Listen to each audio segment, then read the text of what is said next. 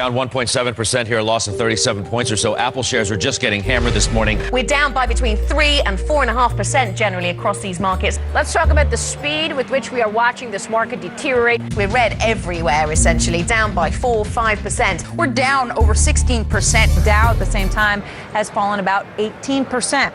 The stock market is now down 21%. Because we're now down 43%. Welcome to our channel, Top Teners. And if you're new here, make sure to subscribe so you'll never miss a video. Many of us still remember the collapse of the U.S. housing market in 2006 and the ensuing financial crisis that wreaked havoc on the U.S. and around the world. Financial crises are unfortunately quite common in history and often cause economic tsunamis in affected economies.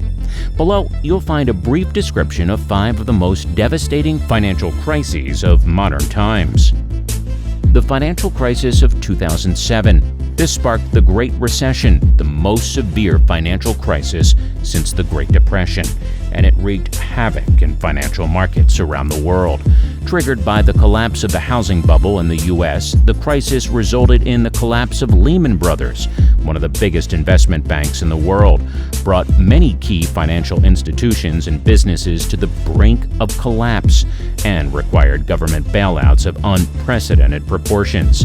It took almost a decade for things to return to normal, wiping away millions of jobs and billions of dollars of income along the way. The Asian crisis of 1997. This crisis originated in Thailand in 1997 and quickly spread to the rest of East Asia and its trading partners. Speculative capital flows from developed countries to the East Asian economies of Thailand, Indonesia, Malaysia, Singapore, Hong Kong, and South Korea, known then as the Asian Tigers, had triggered an era of optimism that resulted in an overextension of credit and too much debt accumulation in these economies.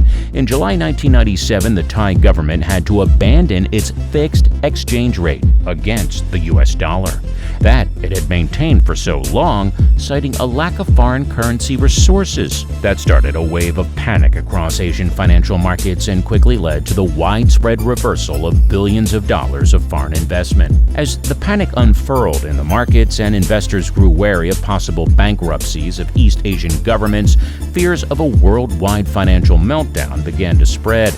It took years for things to return to normal. The International Monetary Fund had to step in to create bailout packages for the most affected economies to help those countries avoid default. The OPEC oil price shock of 1973. This crisis began when OPEC, Organization of the Petroleum Exporting Countries, member countries, primarily consisting of Arab nations, decided to retaliate against the United States in response to its sending arms supplies to Israel during the Fourth Arab-Israeli War. OPEC countries declared an oil embargo, abruptly halting oil exports to the United States and its allies. This caused major oil shortages and a severe spike in oil prices and led to an economic crisis in the U.S. and many other developed countries.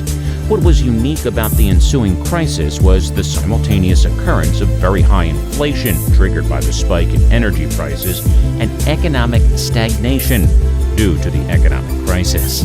As a result, economists name the era a period of stagflation, stagnation plus inflation, and it took several years for output to recover and inflation to fall to its pre-crisis levels.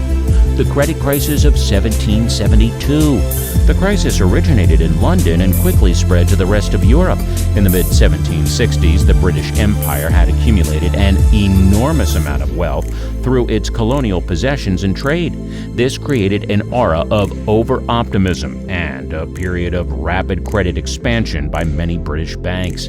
The hype came to an abrupt end on June 8, 1772, when Alexander Fordyce, one of the partners of the British banking house Neil James Fordyce and Down, fled to France to escape his debt repayments.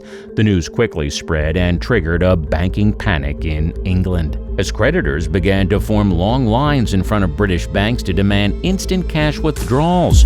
The ensuing crisis rapidly spread to Scotland, the Netherlands, other parts of Europe, and the British American colonies.